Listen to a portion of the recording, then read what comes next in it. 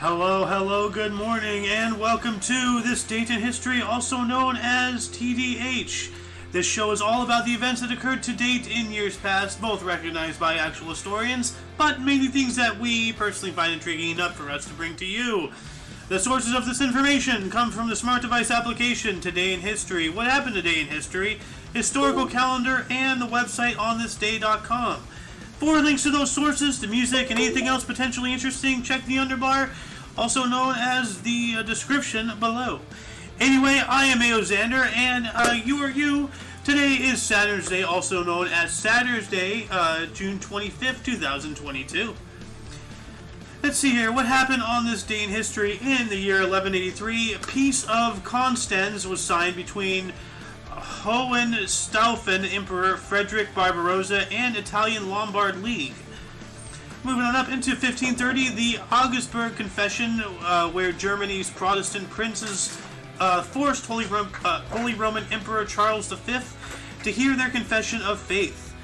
By the way, you're a little bit on camera, just to let you know. Okay.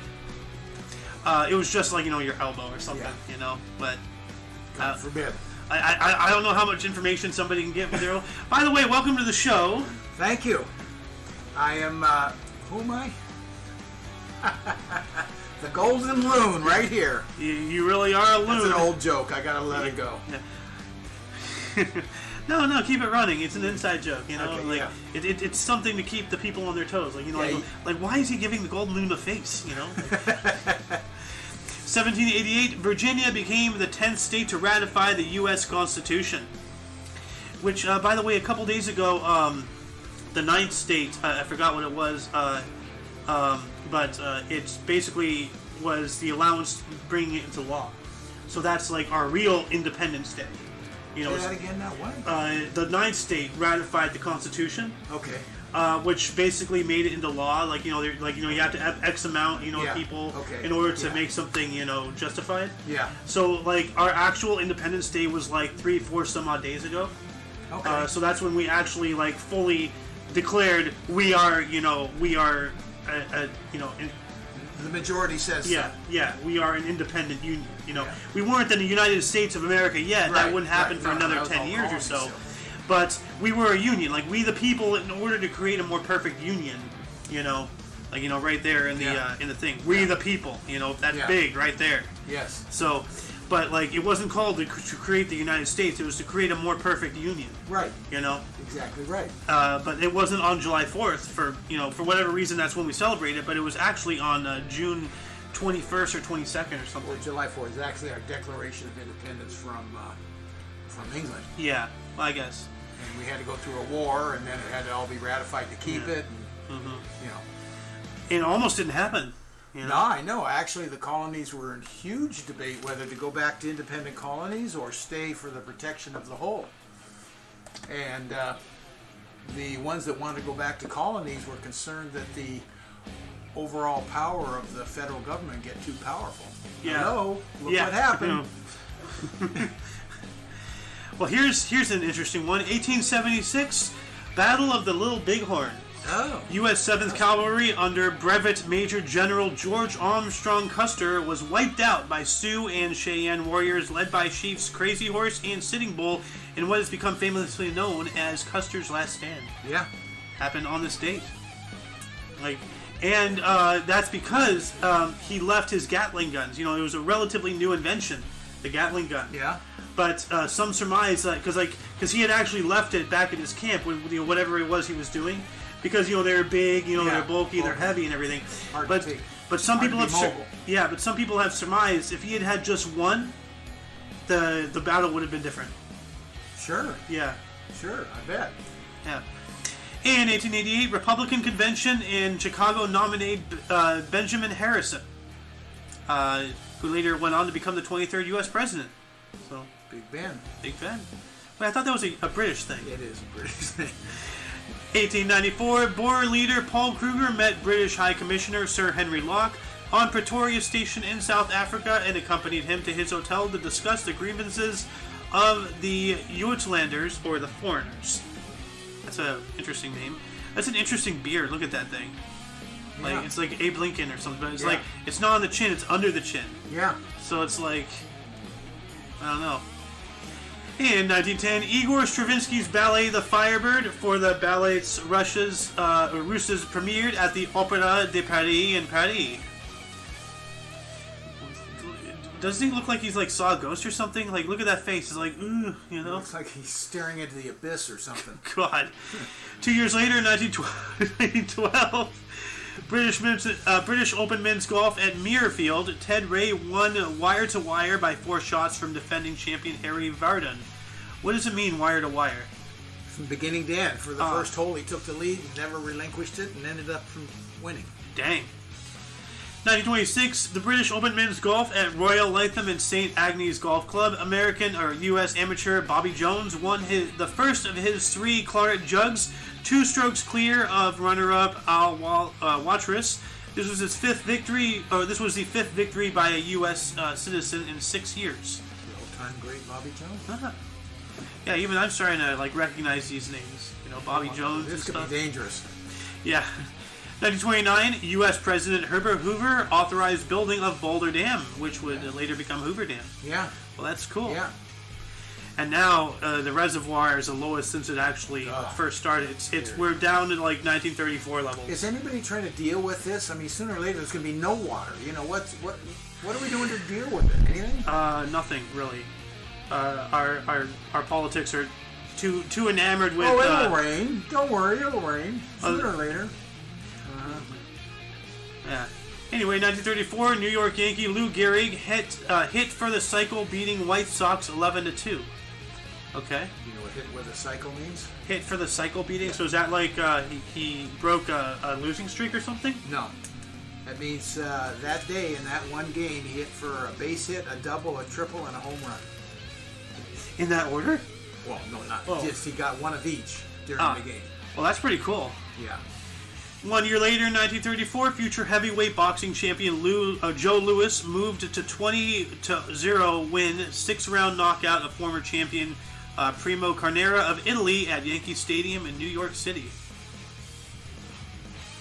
Is it just me, or does his head look too small? Like, look at the size of his body. Like, yeah. Like, it's just... Or either that or his body's huge. Well, either way, the head and the body don't match. You know? Well, as you build up your body, your head doesn't grow. Yeah. 1938, A Tasket by Ella Fitzgerald with Chick Webb hit number 1. Nice. With who? Chick Webb. Chick Webb. Chick Webb. Weird. There's a lot of weird names out there. Like Dick Pound, you know?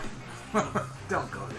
Yeah, no. 1941, U.S. President Franklin D. Roosevelt signed Executive Order 8802, which forbade racial discrimination in the defense industry.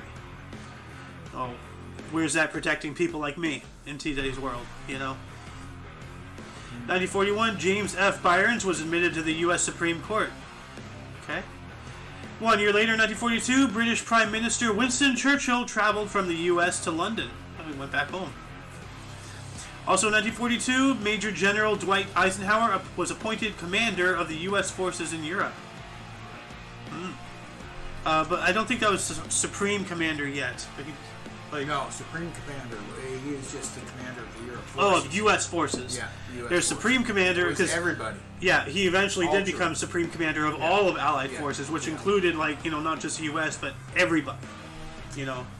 Back in the day when I was little, my dad dragged me down to the corner to watch who? President Eisenhower and his brigade come by. Oh. Didn't see him, but saw his limousine. Oh, his motorcade? His motorcade. Yeah, nice. That's pretty cool. Yeah. That's really cool. I was little. That's like a scene out of good old American novel right there. Yeah. You know, I remember back my day, my dad dragged me. We went and saw the president's motorcade. Tell you what.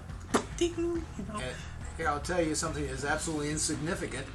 He came around Airport Boulevard, which came right from the airport in the day. Today, Airport Boulevard doesn't go anywhere near the airport. Huh. The airport's always been rebuilt and out towards the ocean further. Yeah. Oh. So it goes down to freight or something now. Well, around here we have a street called Lakeview, and it has no view of any lakes. None. So and then and then there's Broadway in New York, but very very few times you actually see a broad in that way. Oh, come on. 1947, the first version of Anne Frank's diary, Het Anschatarius, was published in the Netherlands.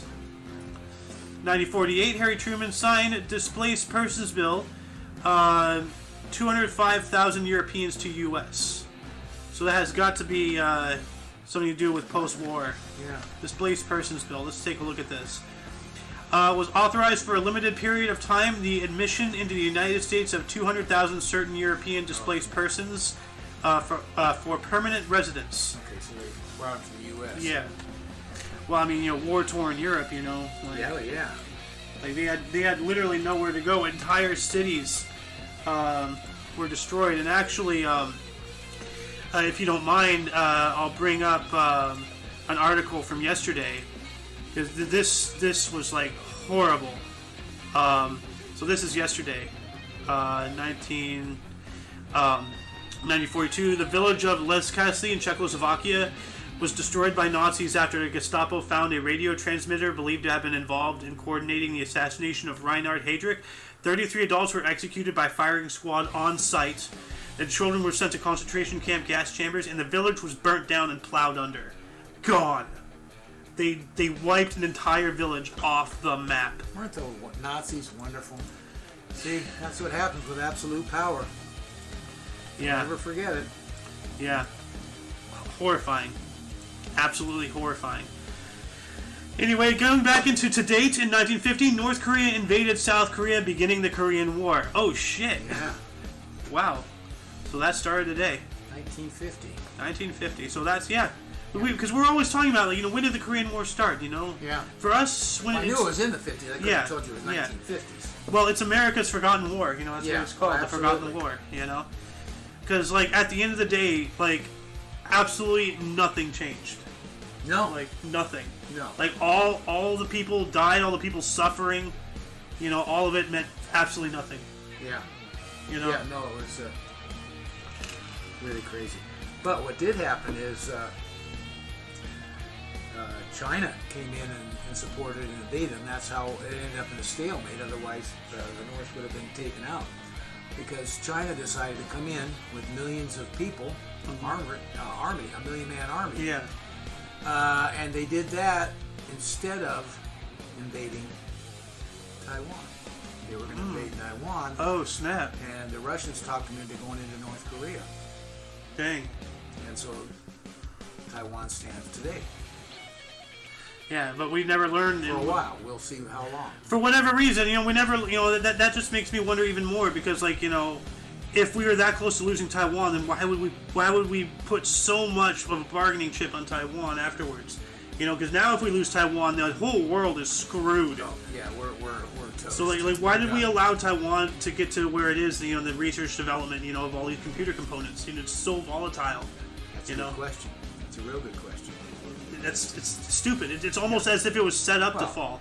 Why have we done so much with China? A lot of our medical supplies and stuff come from there. And all because we got to be appreciative and supportive of other people. Well, if the shoe was on the other foot, that boot would be on our neck. So. Yeah. Well, go ahead. Yeah. Anyway, 1951, the first color TV broadcast, CBS's Arthur Godfrey from New York City to 4 cities occurred. Interesting. The first color TV. Yeah, 1951. I gotta tell you, finding something with a color TV and watching it was amazing. There wasn't too many shows on that were color. Now, would it be a racial thing to call it a TV color TV? In your warped mind, probably. Hey, what can I say? I'm a Californian. Don't say no more. Hey, you're a Canuck. You're no that better. That makes me special. 1955, Notre Dame de Haute Chapel, designed by Le Corbusier, was constructed in Ronchamp, France. 1960, Lorraine Hansberry's stage drama A Raisin in the Sun. Well, you will be if you're in the sun too long. The first Broadway play by a black woman, starring Ruby Dee and Sidney Poitier, closed at Poitiers closed at the Belasco Theater in New York City after 530 performances. Interesting. Wow. A Raisin in the Sun. You know, I'm gonna go on a limb here, like, you know, and I'm not trying to push anything, but like, would that be like some kind of slavery involvement, something? You know, a raisin in the sun, and the main person is a black woman. You know, in the sun, you're a slave. You know, at all, so I have no idea. I'm just going based off of, you know, the title and, you know, the cast and everything. I don't even know what a raisin in the sun means. Kind of plays on raise, being outdoors, raised in the sun. No, a raisin, like you know. I understand. The meat. The meat. Raisins a meat. No, raisin's a dried out grape. You're right. This is a nice name. Corrected. Oh my God. What are you talking about? Raisins a meat? Well, never mind. I'm confused. I'm going. No, I'm trying to figure out the title of that. Yeah. No, I'm thinking like, you know, like, because the title comes from the poem Harlem by Lawston Hughes, A Raisin in the Sun. The story tells of a black family's experiences in South Chicago as they attempt to improve their financial circumstances with an insurance payout following the death of their father, and deals with matters of housing discrimination, racism, and assimilation. The New York Drama Critics Circle named it the best play of 1959, and in recent years publications such as The Independent and Time Out have listed it among the best plays ever written. Interesting. Okay, so it has nothing to do with slavery, but a lot to do with... Well, there was some racial discrimination and stuff in there. Well, yeah, no, but that's not slavery. Yeah, no, it's not. The difficulties you have to live with being a black person in those times. Yeah. Reflected that point in time. Well, I was just thinking, like, you know, somebody out in the field, they're in the sun, they dry out, you know, oh, I'm a raisin in the sun, you know, and they're also black. And that's where I was going with it. But no. Anyway, 1963, JFK spoke at Paul's Church in Frankfurt. All right. 1966 as well. 3 years later, 1966, Dmitri Shostakovich's 13th Symphony premiered in Leningrad. 1971, Stevie Wonder released the single "Where I'm Coming From." Well, he didn't know where he was going. I remember him when he started, Little Stevie Wonder. Yeah, actually, I reported on that the other day. He was like 17 or 19 or something. His first hit. Yeah. So he called himself Little Stevie Wonder. Yeah. Dropped a little eventually. Had to. Man, he just couldn't see where he was going, did he? Oh, boo. 1973, Russian Communist Party leader Leonid Brezhnev visited France. What's with the Russians and always wearing medals? You know, like they're always. It's crazy. The government is their god. It's true. 1975, Barry White's "Can't Get Enough of Your Love, Babe" was released. Oh yeah. 1 year later, 1976, supernatural horror film The Omen, starring Gregory Peck and Lee Reminick, premiered in the U.S. Yeah, that was a toughie. The Omen. That sounds ominous. Yeah, it was. So on the edge of your seat. I gotta watch that. 1976, the 26th Berlin International Film Festival, Buffalo Bill and the Indians, or Sitting Bull's history lesson, won the Golden Bear. Wasn't the Golden Bear the name of a golfer? Golden Bear? No, I know what you're thinking of. Could have been. Yeah, I'm trying to think of his name. I can't. Because I remember one of the all-time greats. I remember right after Arnold Palmer. Yeah, I remember like a long time ago. Golden Bear. That's exactly right. All right, so they're right because like I remember Balloon Shop. Like they're one of the they're OG YouTubers. They're not around anymore, but their channel's still up. All their videos are still up, but they haven't uploaded it in like 10 years or something. But like they did this one thing where like this one guy kept putting on like a golfer's hat, saying, "Oh, I want to be the Golden Bear," you know. Yeah. Anyway, 1982, South African President P.W. Botha issued a new proclamation, again placing Ingwavuma under government control. Dang. Also in 1982, the science fiction film Blade Runner, directed by Ridley Scott, starring Harrison Ford and Rutger Hauer, was released. I don't think I ever saw that. I haven't either, and I thought Blade Runner was starred by a black guy. Or is that something else? That would be something else. Blade Runner. No, I swear. Blade Runner. Images. I guess not. Blade Runner. I could have sworn. could be a similar name. Huh. Well, I remember that there's like, because like, all these people, like, they're all going off about, like, oh, Black Panther, the first, major movie with an African American star. It's like, no, dude, in the 90s, like, there's like that guy. I don't know what movie it was. I thought it was Blade Runner. Where's Sohin when I need him? He would know this. He's the movie guy. Anyway, in 1984, Prince released his Purple Rain album. Ah. Yeah. Purple Rain, Purple Rain. 1986, Major League Baseball Philadelphia Phillies gave Steve Carlton, age 41, his unconditional release. Great pitcher. Great pitcher. 41 is getting up there, though. Yeah, for a baseball player. Released him. Especially as a pitcher. Your arm's usually gone way before then. I wonder why they blurred his logo out in his hat, though. Well, that's a little weird. Question. 1987, Pope John Paul II received Austrian President Kurt Waldheim. All right. 1988, Benny Anderson, Bjorn Ulvaeus, and Tim Rice's musical Chess closed at the Imperial Theater in New York City after 68 performances. Also, 1988, Major League Baseball player Cal Ripken Jr. played his 1,000th consecutive game. Yeah. Wow. That's a lot of games. Yeah. 1990, African National Congress leader Nelson Mandela met with President George Herbert Walker Bush at the White House. Great man. Mandela. Yeah. Is what I'm referring to. I was going to say George ain't that great. 1991, Martha Navratilova won world record 100 singles match at Wimbledon, beating Elna Reinrich of South Africa 4-6, 6-2, 6-4 in the first round. Yep. Also in 1991, Slovenia and Croatia declare independence from Yugoslavia. I'm really muffling. I'm muffling every day. I don't know what's going on in my brain. 1993, Late Night with David Letterman aired for the last time on NBC TV. Dang. Also in 1993, Kim Campbell became the 19th Prime Minister of Canada, although she would remain in office for less than 5 months. Wonder why. I don't know. 1993 as well, during the Glastonbury Festival in Pilton, England, the Black Crowes and the Kings headlined with other performers including Wynton Marsalis, Robert Plant, Velvet Underground, Hothouse Flowers, Van Morrison, John Prine, Rolf Harris, Lenny Kravitz, and Bare Naked Ladies. Whole lineup, my goodness. Yeah. A lot of greats in there. Mm-hmm. 1996, Independence Day. Ew. Could have been on a barbecue.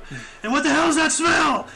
Directed by Roland Emmerich and starring Will Smith, Bill Pullman, and Jeff Goldblum, premiered in Westwood, California. That was a good movie. 1996, Jay-Z released his debut studio album Beyond Reasonable Doubt with Rockefeller Records and Priority Records. 365 days later, in 1997, Christie's auctioned off Princess Diana's clothing for $5.5 million. That's just tasteless. The woman's dead. Why do people do this? You auction off Peter Frampkin's guitar. Yeah. Just knock it off. Let the family keep it. Well, maybe the family sold it. Yeah, raising funds. I mean, $5.5 million. Come on, for a bunch of clothing. Yeah, but then on the other hand, who's buying a dead lady's clothes? That's just the question. horrifying. Who bought it? Sick? Museums maybe. I don't know. That would make sense. Museums, I could understand. Anyway, 1997, Danielle Steele's romantic novel Special Delivery was published. Also in 1997, the NBA draft saw Wake Forest power forward Tim Duncan with the first pick by San Antonio Spurs. Yeah. Look at his face. He kind of looks surprised that he got the first pick. Like, me? No. There was no surprise there, trust me. He was that good. 1 year later, 1998, new building for the British Library at King's Cross, designed by Colin St. John Wilson, was opened by Queen Elizabeth II in London. Interesting. Okay. British Library at King's Cross. Let's take a look at that. Okay, let's see here. Images. British Library at King's Cross. Oh my. That's a cool library. Yeah. But the inside, that's imposing. Well, look at that. That's a huge library. Holy shit. I know what I want to do when I visit Britain. I tell you, they've got some great museums there. Oh, yeah. A lot of Egyptian artifacts there. It's really something to see. That's because they stole the pyramids. Well, some would say the pyramids only stayed in Egypt because the British couldn't steal them. So, something to that. Yeah. 1999, in his first State of the Nation address, South African President Thabo Mbeki promised to tackle rampaging crime. The nation's murder rate was the third highest in the world, and more than 49,000 cases of rape were reported in 1998 alone. Holy shit. Damn. Okay, well, moving on up into 2004, another Glastonbury Film Festival, this time in Pilton, England. Oasis, Paul McCartney, and Muse headline with other performers including Wilco, the Black Eyed Peas, James Brown, Damien Rice, Toots and the Maytals, and the Ruddles. Well, I know some of these now. Paul McCartney is timeless. Yeah. You know, but Black Eyed Peas, I know who they are. Yeah. Oasis, I think I've heard of them, I'm not sure. 2014, Luis Suarez was charged with biting at the 2014 FIFA World Cup. What the hell? Biting? Biting? This guy going on. He's hungry. You gotta feed your football players, guys, come on. 2014, Glastonbury Film Festival in Pilton. Arcade Fire and Metallica headline, or Metallica. Other performers included the Black Eyed Peas, Lana Del Rey, Dolly Parton, Robert Plant, Brian Ferry, and Ed Sheeran. Look at this disheveled-looking ginger. Yeah. That's Ed Sheeran. She ran away from him. As fast as she could. Yep. 2015, Obamacare subsidized in the Affordable Care Act. Obamacare subsidies in the Affordable Care Act. Preserved by U.S. Supreme Court ruling in King versus Brule 6-3. Obamacare. Crap. 2018, California Governor Jerry Brown declares a state of emergency for wildfire spread over 8,200 acres in Lake County. I remember that. He called him King Med. Yeah. Because he sprayed everybody for the med fly. And, they said stay indoors. Put your car inside because it may eat the paint. Oh, it's fine to spray us. Thank you. Yeah, what are you spraying us? It's eating the paint on the car? Good lord. Yeah. In 2020, just two years ago, U.S. country music band The Dixie Chicks changed their name to The Chicks to remove connotations of Confederate history. Oh, Christ. 2 weeks after, band Antebellum changed their name to Lady A. I had no idea they changed their name. Yeah. Yeah, so they got rid of Dixie. So it's The Chicks. Just The Chicks. What a stupid name, The Chicks. Sorry, that's disappointing. I never heard that. 2021, former U.S. police officer Derek Chauvin was sentenced to 22 years and 6 months for the murder of George Floyd in Minneapolis. George Floyd killed himself. This man is innocent. Swear to God. 2021, the World Health Organization head, Tedros Adhanom Ghebreyesus, confirmed the COVID-19 Delta variant is the most transmissible to date, now present in 85 countries and spreading rapidly. Bullshit. You talk about being in the pocket China, there he is. Yep. All tucked in nicely in their pocket. Asshole right there. Piece of shit asshole. Anyway, moving on up into... Are you passionate about those topics? What? I'm just feeling passion from you right at the moment. Yeah. Just a bit. Yeah. Just a wee bit. Anyway, before we move on into births and deaths, were there any articles that grabbed your attention today? Well,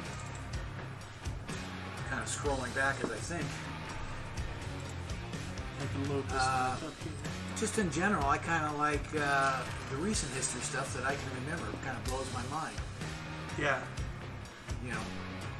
Yeah, brings back stuff that's way back there. So yeah, just kind of overall. Well, this was interesting. Virginia becoming, the 10th state to ratify the Constitution. Yeah. But the Battle of Little Bighorn, Custer's last stand. Yeah. Well, without the gathering gun. Story. A nice side story. I like that. Yeah. What was the other interesting one? The start of the Korean War. Oh yeah, 1950. Yeah. We'll never forget that now. No. You were alive. You were what? 5 years old? 4 years old. 4. Yeah. Yeah, that's right. Anyway, moving on into births. In 1852, we have Antoni Gaudi. He was a Catalan Spanish architect, designed Sagrada Familia, Casa Milla, and Caso Batillo. Born in Reus, Catalonia, Spain, dying in 1926. But I have got to see what these structures look like. So let's see. The first one. Oh, wow. Yeah, that's pretty ornate stuff. That is nice. Oh, look at the inside. Oh, geez. Man. Oh, man. They have cranes here, so they're still doing something on the top. Well, restoration. Yeah. Wow. They gotta preserve all this stuff, so periodically you have to go in. Yeah. That kind of looks like a beehive. It has like that look, you know, like that roughness. It looks like a sandcastle to me, with all the dripping of wet sand on it. Yeah, you know, like not fully, you know, solidly packed sand, kind of flaky. Yeah. Yeah. What does this other look like? Casa Mia. Ooh, that's interesting. That's weird. Yeah. And look at that. Ooh. Yeah. The ways. Interesting. Even the gate is. And look at the spires. And then this other thing, Casa Batillo. So I like this guy. This is good architecture here. What does this one look like? Ooh, look at that. So he's a big user of like wavy looks and everything, and colors. Look at that. It looks like you're in the colors. That looks like a shower, but these are all windows. That's got to be the way it was originally intended, right? Nobody upgraded. It's got to be these into colors. Well, yeah, the other two had like, you know, those different colors too. Remember? Yeah, that's what I'm getting at. Yeah. Wow, that's really cool. That's really cool. Look at how the ceiling twists around, and then, you know, it all connects with the chandelier. Going down into the pillars. Yeah. 1900, Louis Mountbatten was a British naval officer and statesman. He was the last Viceroy of India in 1947. He was born in Windsor, England, and dying in 1979. 1903, George Orwell. Hey, we know this guy. Eric Arthur Blair was actual name. He was a British author, Animal Farm in 1984. Born in Mothieri, British India, dying in 1950. This guy, Orwellian horror story, we're living it. Yeah. You know, like, because 1984 was all about the Big Brother police state and everything, but never, because I think it was, once again, Tim Pool, one of his guests or something, he said, like, you know, the police state in Orwellian's, 1984, it was all about the government mandated, everything, like, oh, you will have cameras in your house, you will have this, you will have that. Well, in the real world, everything kind of just went in. Like, have your Connect for your Xbox, have the phone on your camera, have a camera on your smart fridge, just do a hand gesture if you want your fridge to open, to do milk. Well, in the guise of convenience, now the police state is here, and they didn't have to lift a finger. No. It's just we invited them in. Of technology, and we said, sure, that's fine. Not realizing what we're giving up. Yeah, we invited them in essentially like vampires. Yeah, we did invite them in. Yeah. 1933, James Meredith, U.S. civil rights activist. He was the first black U.S. citizen at the University of Mississippi. He was born in Cusico, Mississippi. He's still alive. So he is a U.S. civil rights activist. People don't stop and think of how far we've come. And they don't stop and appreciate what they have either. And that's the other side, too. You don't know what you got till it's gone. Yeah. They paved paradise and put up a parking lot. So, 1942, Willis Reed, U.S. NBA Hall of Fame MVP center coach. New York Knicks, born in Hico, Louisiana. Yeah. And 1961, Ricky Gervais. Hey, I know this guy. Well, not personally, but I know of him. He is an English actor and comedian. The Office. He was born in Reading, England. Reading, England. Reading, something like that. The Ricky Gervais, yeah. 1963, George Michael, also known as Georgios Kairasios Panayotioulou, was born on this date. He is an English singer, songwriter, and pop superstar. In Wham!, Careless Whisper, Wake Me Up Before You Go Go, just wake me up before you go go. The solo, and I Want Your Sex and Faith. He was born in London, England, He died in 2016. Oh man, that's not far ago. That's 6 years. 6 years ago. 16. 2016. Yep. Yep. And was there anybody of note? No. Okay, so moving on into deaths. In 1876, George Armstrong Custer. He was a U.S. Army officer and cavalry commander in the U.S. or the American Civil War and the American Indian War. He died at the Battle of Little Big Horn, age of only 36. Well, wait a second. We also today was the day of his last stand, right? Yeah. What a coincidence.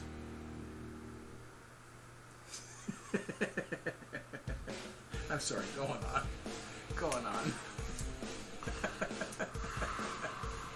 I couldn't resist. I get humor in weird ways.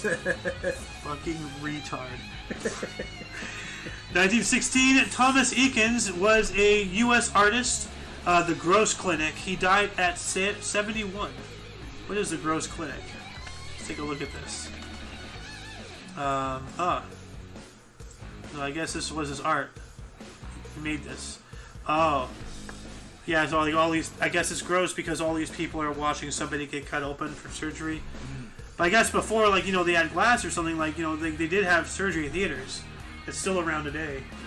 Really? Well, like, you've seen it in, like, TV and movies, like, the doctor's up, like, looking through the glass at this big room and, like, they're performing surgery on somebody. Yeah.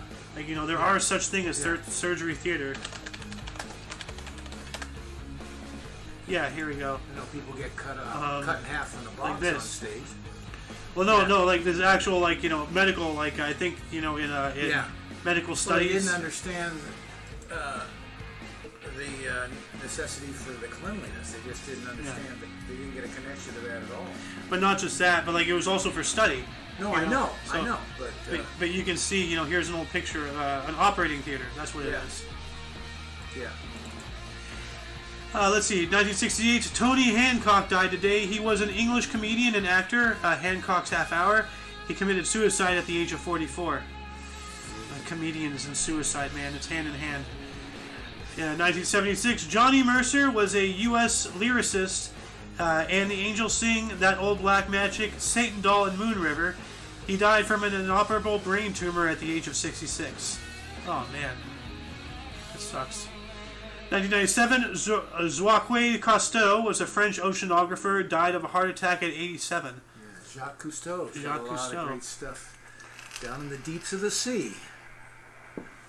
Yeah, that name is in my brain. I don't know exactly why, but, like, it's in there for some reason. Yeah. So, 2009, Michael Jackson. U.S. recording artist, entertainer, and king of pop music, the Jackson 5, Thriller, Dangerous, died of a cardiac arrest at age 50. No, he was murdered by his doctor. Like, didn't his doctor give him, what was it, fentanyl? Or was this before fentanyl? I don't know what he gave him, but his doctor, he gave him to sleep. But, like, he OD'd him. Like, the toxicology report or whatever report said that, that he was given, like, 5 times the lethal amount or something. Like, I don't think that's the case, but it's a very dangerous drug, but that's what he demanded from his doctor and paid him a lot of money to come in and give him that stuff and monitor him while he slept because it's very dangerous. And, whoops. Yep. I think it was a oopsie more than, I don't think he murdered him, but it was I don't know, man. Sure.